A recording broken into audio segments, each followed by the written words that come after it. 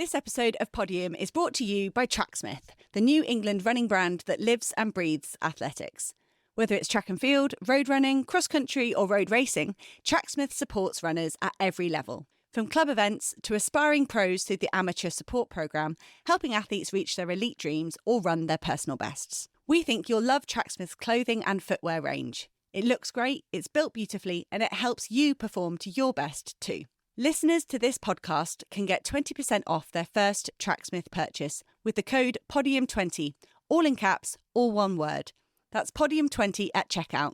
The info's also in the show notes, so go check it out. We're proud at Podium to be sponsored by Maurten, which has completely revolutionised sports fueling. If you're not familiar, Maurten uses hydrogel technology to deliver more carbohydrates to get the most out of performance without the stomach issues. And those 2 points are so important, especially when you're running long distance events. Personally, I've struggled with gels and drinks in the past, but Maurten really is game changing. The gels do take a bit of getting used to. They're a bit thicker, not like a liquid, but once you do get used to them, you will see the benefits. It works by effectively bypassing the stomach, uses natural ingredients, and you can trust it. All products are Informed Sport certified. So with road season here again, I'll be using Maurten all throughout autumn and winter, whether that's training or races. And if you're in the same boat, it's a great time for you to find out more. Listeners to this podcast can get 15% off using the code PODIUM15, all one word,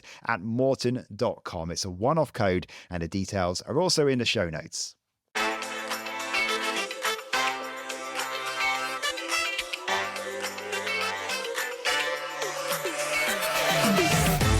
Hello and welcome to a slightly cooler Tokyo, but it's day 7 and the action is certainly hotting up. Sorry, that was horrible. Basically, I'm going to start this pod, Rich and Hannah, welcome along, in a very different way. So I'm going to give you a choice of where we start because I genuinely can't pick which event I want to go with. So I'm going to give you... Yeah, for me, we're a British-based podcast. Okay, well, we don't have much. I've written women's 200 at the top, but I also really liked a lot of other things tonight. There was a lot to like. There are no wrong answers. Rich, for once, said I could start the podcast, and he's already overruled me. So whatever, Rich, do you want to go with the women's 200? There were no wrong answers. Okay, right. You're right. She did say safe space. She said no wrong answers. Yeah. This is one of the only races I also saw because I was on the triple jump men's final, which we'll talk about a bit later on. That was incredible. I literally came off. I wouldn't have seen it if there wasn't a false start. Oh wow! Is that how close it was? I was literally saying at the end of our broadcast, we do a medal table and then say goodbye. And that I would have literally been doing that as they were coming through the line. So it would have been like a huge cheer as we went out.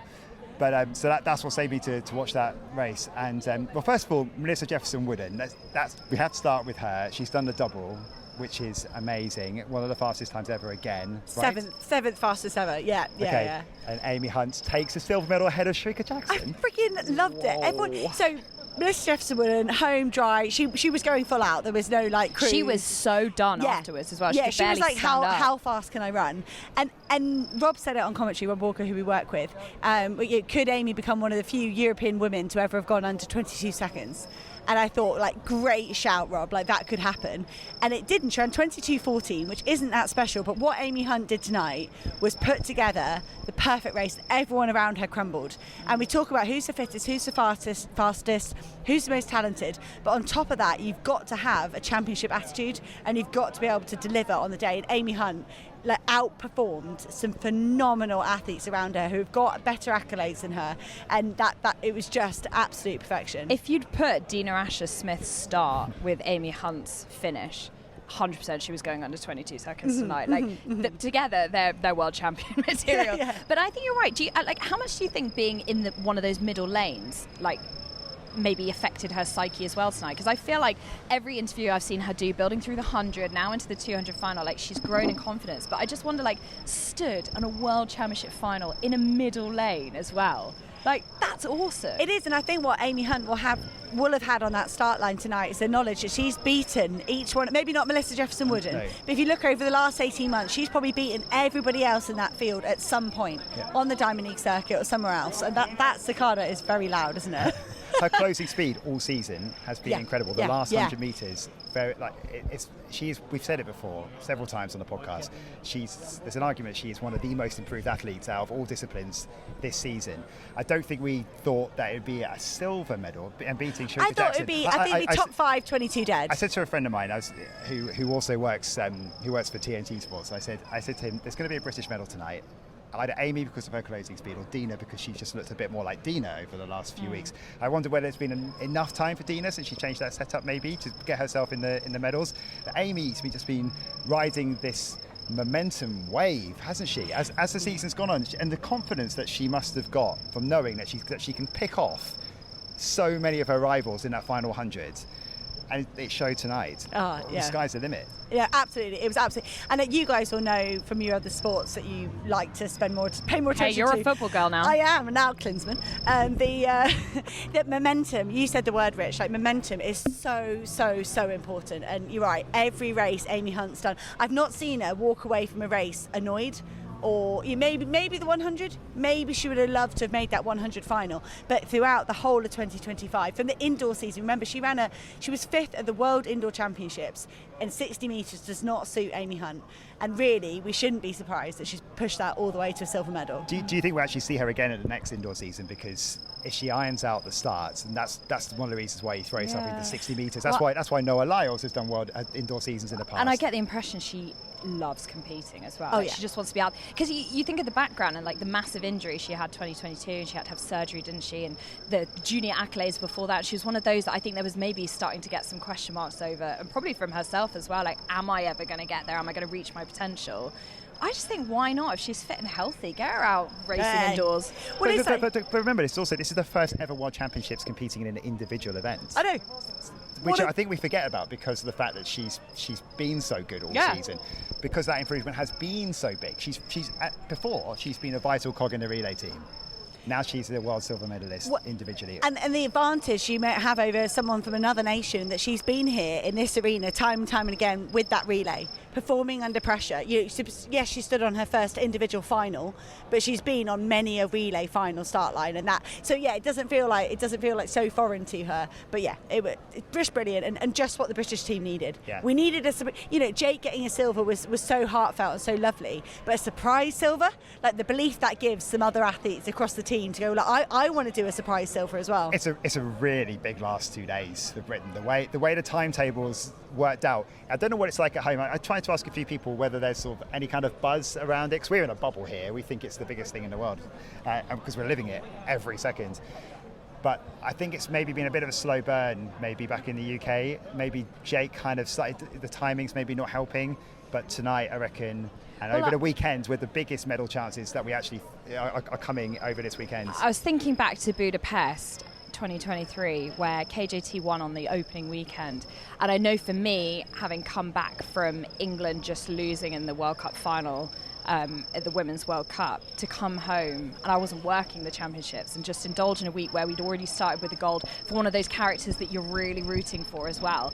It does feel like a different build-up into this one, but I think it's going to be like big booming finish. I think you've got to indulge us for this. The British love. We get some nice comments about the fact that we go around the world, but this was the big moment. We loved watching that tonight. A woman on the podium. Just closing on that, Melissa Jefferson-Wooden has been insane all year, and she deserves the double, and she's got the double. And Sharika Jackson, she maybe her purple patch will forever be Budapest and how fast she was there, but that woman didn't make either start line. She didn't make either start line in Paris. And to go as quick as she did, second all time in 2023, to not making a start line at the Olympic Games was heartbreaking. So I thought she went second all time Eugene. No, Budapest. Was it? Yeah. Don't at me with my start. I think I'm right. I'm like 102% sure I'm right. Okay. But Sharika Jackson to be back on the podium is super good. And the men's 200 metres, we had a runaway winner with Melissa Jefferson-Wooden, but the men's, they were all abreast. When the stagger unwound, 100 to go, they were all abreast. 80 metres to go, they were still all there. At 50 even, I think Tobogco might have slightly got himself, no, it was Benarek, slightly got ahead of Lyles, and the Lyles just went, the fight in Lyles, it's like he lives for a boxing match catch like that and didn't hit anyone. For the record, he didn't hit anyone. But it's like he lives for that moment in the last 40 where it's absolutely eyeballs out, and he just looks so comfortable there where everyone else looks stressed. But also the fact that it came down to those two in that closing finish, when we've been building up to this, from the shoving from Benarak and the words that were exchanged, and the fact it's come down to Lyles. I would love to be down in the mix zone right now, actually, and just be a fly on the wall, just listen in. I mean, I was watching their reaction with each other after they crossed the line quite carefully, actually, and it was all very respectful, very clean, lit of it, kind of like one of those bro like. Like well, they got to come. A good one. No barges. They've got to come together now, haven't they? Yeah, they have. They've got to, I heard when I was setting up, I think before you guys came down, I heard an American come by. All I heard was the American curse in the relay, and I was this is coming. Yeah, they're worried about it. I'm glad they all know about it too. And they do, and the athletes know about it. Yeah. But no, it was a great run from Benarak, and I just feel for Topolko fading slightly and not getting on the podium. But fair play to Brian Lavelle. He burst onto the scene, winning the Jamaican Championships, doing the 1969 in Budapest a month ago. And we see a lot of the Jamaicans often, they're very comfortable in their own environment, racing in Kingston. They can produce great performances, but often they don't produce it at the championships. But at Bleak Seville, Shane Thompson got the job done, and now Brian Lavelle with that bronze is really impressive. Relays, I cannot even begin to try and unpick what's going to happen in the men's, the women's, 4x1, 4x4. It's going to be mad. Well, they've got the heats tomorrow, and that feels like it's kind of sad, actually, because that means we're coming to the end, doesn't it?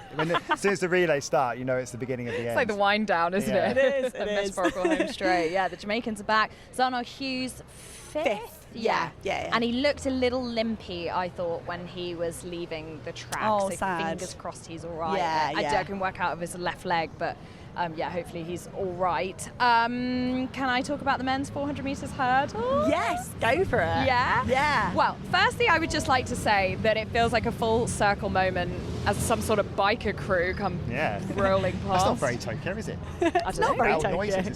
Because that's the thing, you don't get any beeping of the horns here as well. No, it's all very polite. After you. And they drive on the left here as well, which is four hurdles. Okay. As a huge athletics fan who thought it was such a shame, obviously, that the Tokyo Stadium didn't get crowds the last time. Like that, for me, that the time he won at the Olympics and broke the world record, like that was one of the best athletics moments I've ever gone through. It was just sensational. So to have the privilege of watching a 4 hurdles final in the stadium just felt quite special to me.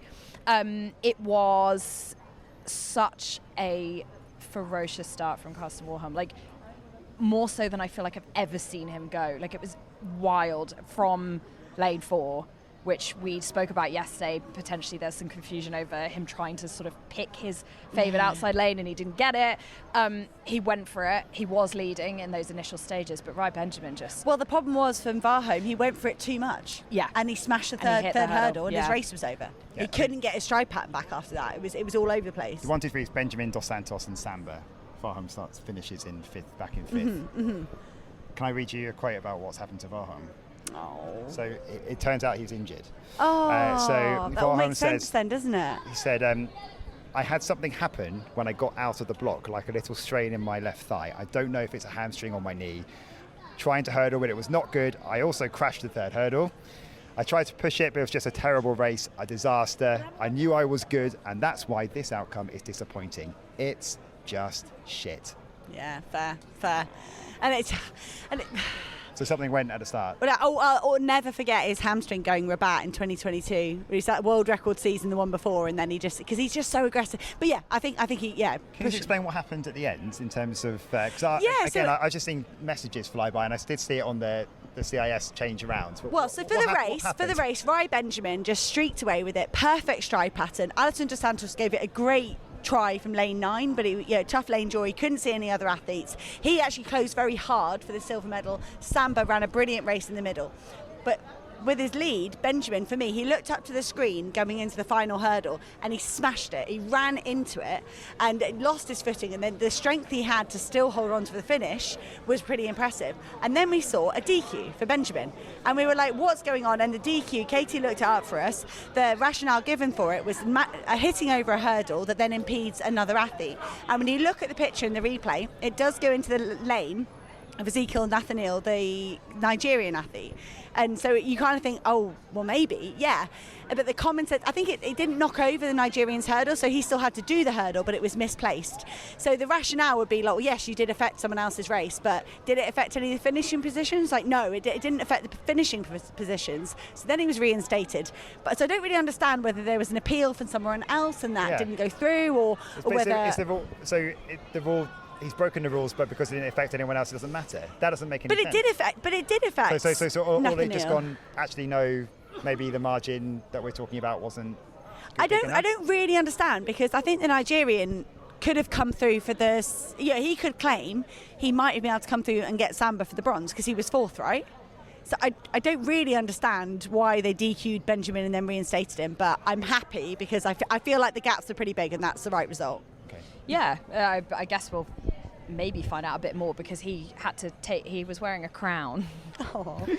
Right, Benjamin, and then he had to take it off, and he went and had a chat with people. About 5 minutes later, he put the crown back on. And yes, that's the live. Yeah, we had the computer system, but we also had Katie going, "Crown's on." The crown is back on. I repeat. Women's 4 hurdles, not really a surprise outcome in terms of who won it. The time was world lead. Not as quick as we've ever seen her go. We had Jasmine Jones, though, training partner of Rye Benjamin. So that was a really nice moment when she comes through for silver, and they're hugging at over the finish line. And then the bronze medal. This is what was really exciting, because I think Anna Cockrell really thought she had it, and she was pumping towards the finish. I think she didn't have much left. And then Zapletalova. Don't worry, I've been doing it all week. It's a hard one. Zapletalova. It is a tricky one, the Slovakian. 53 dead. So she's been doing a bit of training with Femke Bol, I think. You know, that group and the number of athletes that are benefiting from the expertise there. But Zapletalova, brilliant season. Same as Doreen Richards from lane 2, gets herself a medal. And as Christina Hurugu said yesterday, better than anyone can say it, maybe a lane is just a number. And Zapletalova, I think she would have gone, I need to get over that final hurdle and then smash it as hard as I can, all the way to the line, see what happens. But I don't think she would have believed that would have been a bronze medal, but it was great. We didn't get the fairy tale ending for Dalila Mohammed. We didn't. There's a couple tonight that didn't get it. But we should kind of bid her farewell. I mean, like, what a pioneer she's been for that event. Before Sydney McLaughlin-Ravona came through, she was the one pushing the boundaries. And I still remember in Doha when she held her off, and it was like a really big deal, wasn't it? It was like old era versus new era. She's just like, what she's done for that event is massive. Yeah, no, wonderful. So, you want to talk us through the men's triple? Yeah, this was a really dramatic ending. It was brilliant. So we had another goodbye here. Hugues Fabrice-Sango, who's retiring from the sports, the reigning champion, coming into this, but he's not been anywhere near his best this season. He actually won a world indoor bronze, but only because someone else was... got his shoes disallowed, didn't he? Yeah, he did, it was the Brazilian, wasn't it? Yeah, Brazilian. Well remembered. So he has at least ended his final year with a medal. The winner here, Pedro Pachado, who regains the world title with a final jump of 17 meters 91. No one has come close to that outdoors all season. He was pretty much leading the whole way through, and then we're all set for this incredible finish and a great story, because Andrea Dalla Valle, the Italian, who opened his season here, he hadn't competed. You're right, he hadn't competed in the European indoors where he won a bronze. Then he got injured and he started in qualification. So he started in qualification, then he gets a PB of 17 meters 64 with his final jump. He bettered it by nearly 30 centimeters. I mean, from someone who's not competed all season, you were all set up for this sort of fairy tale finish, and Pachado goes and spoils it. No, he doesn't. He makes it. Oh, no, it was unbelievable. I'm joking. As in that story.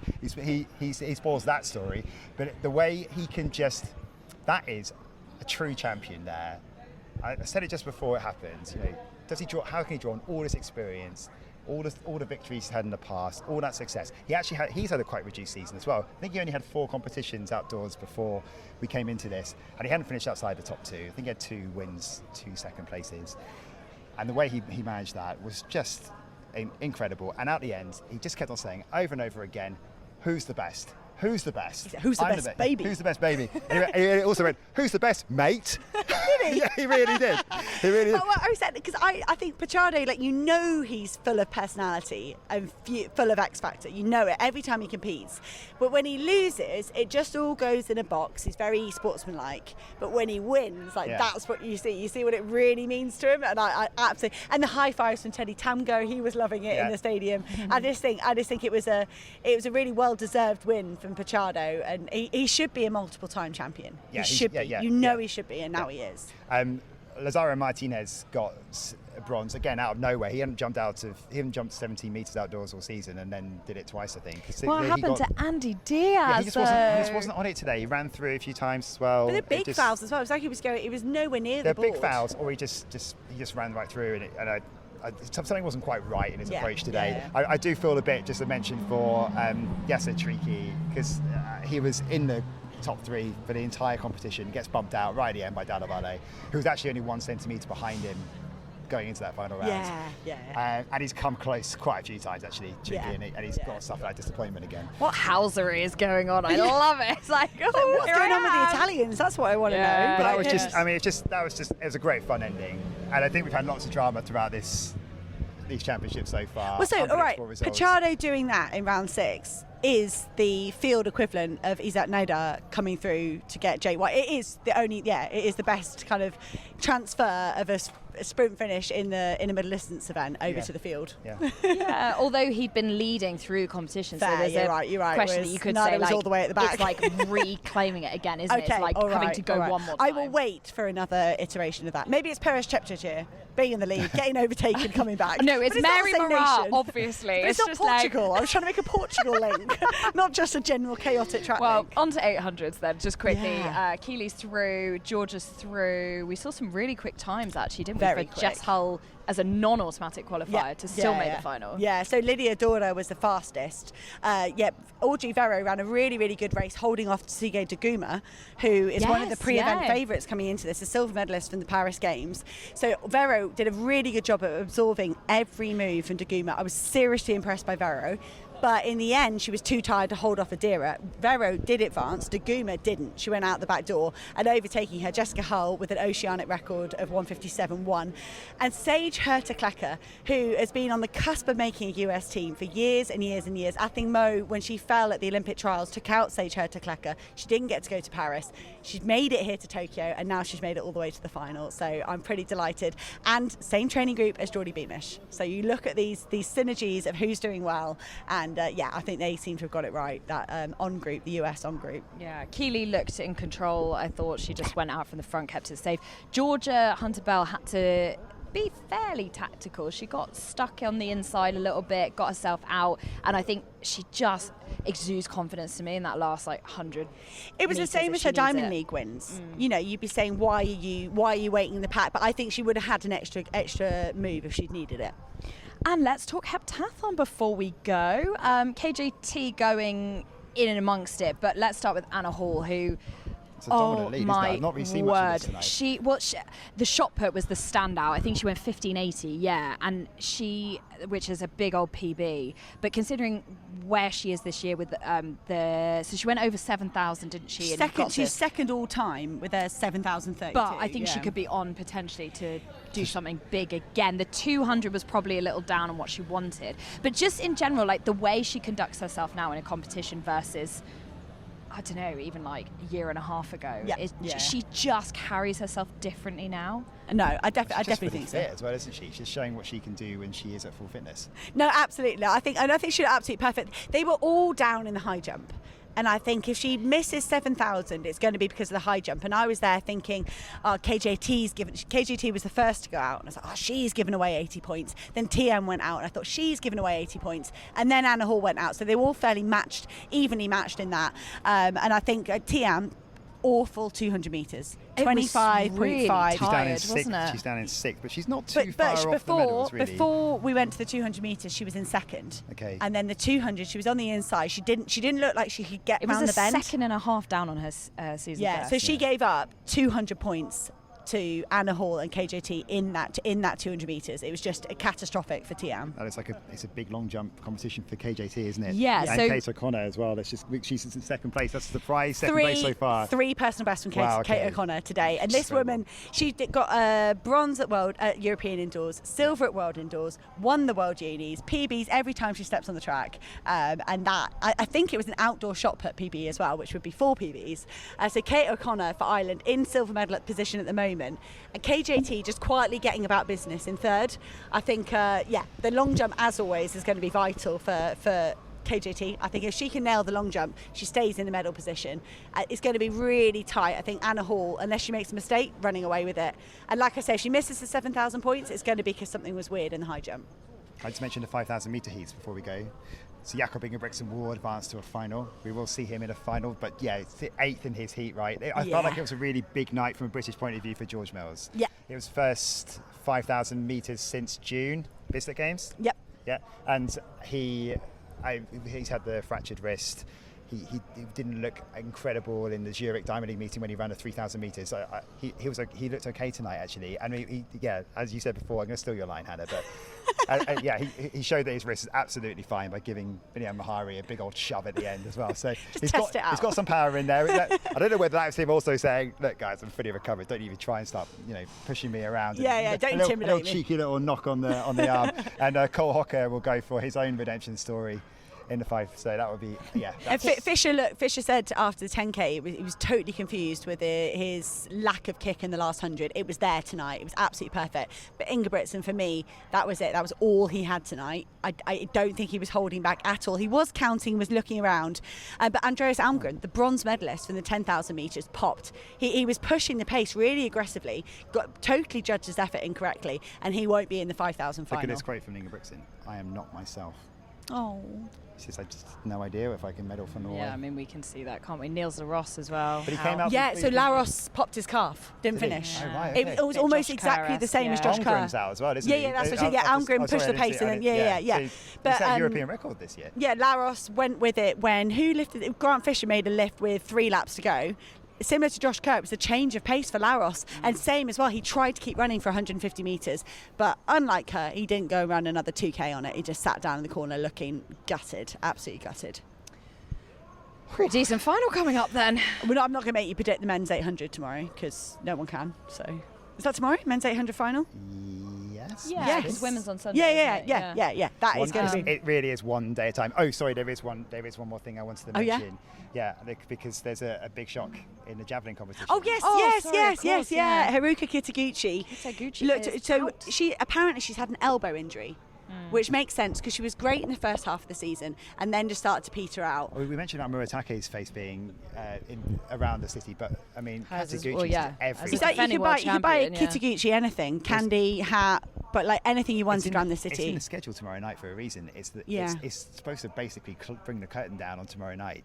And it's not going to be any Japanese finals in it. So it all comes down to race walks. The race walks, which maybe doesn't get as much traction back in the UK, but I mean, there's Toshikatsu Yamanishi tomorrow, the world record holder, is going in a 20k in the men's race, and that is a lot of pressure on him. It's not just him. The Japanese team are very, very strong. So tomorrow morning we'll be getting up early, which is why we've got to call an end to this podcast, isn't it? Yeah, we've also got Nozomi Tanaka going on Sunday in the 5,000.